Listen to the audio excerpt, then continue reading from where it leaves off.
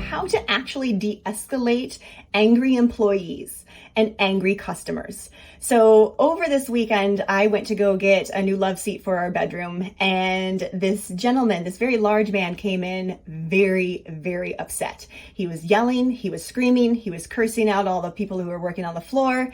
And what happened was not just that the employees made things worse because they were yelling and screaming back at him and trying to push him out of the store and laying hands on him. All those things don't do.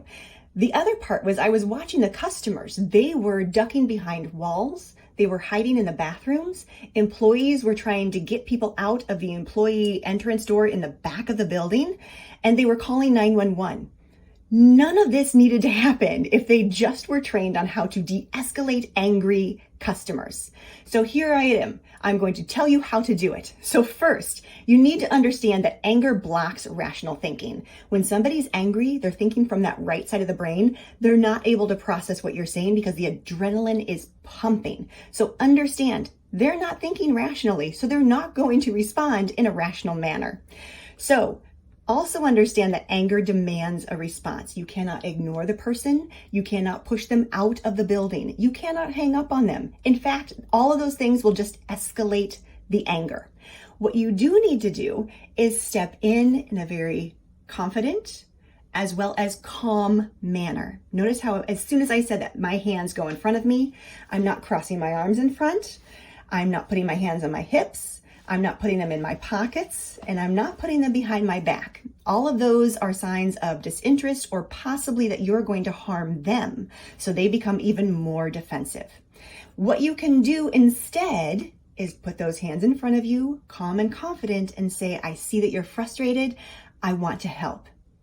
That's the response. Remember that. I see that you're frustrated. I'm here to help.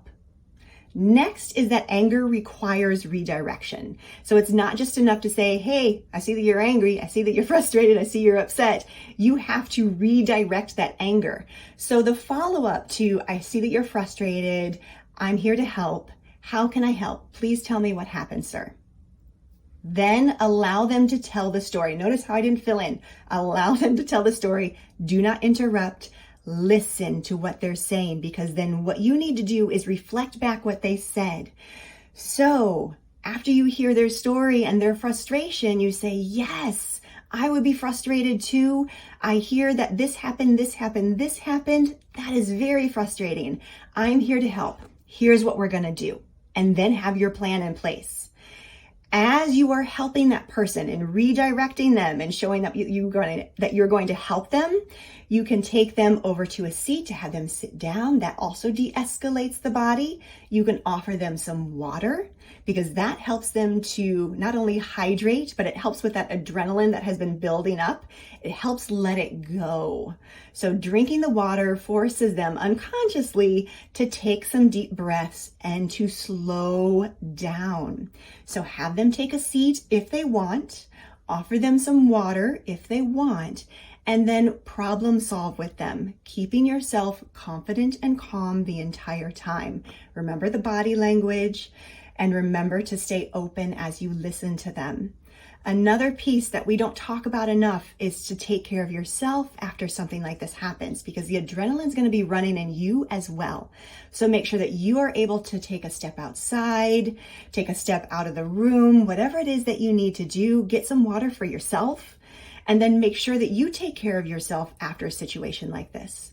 So remember, these three things: that anger blocks that rational thinking, that it demands a response. I hear that you're frustrated and I'm here to help.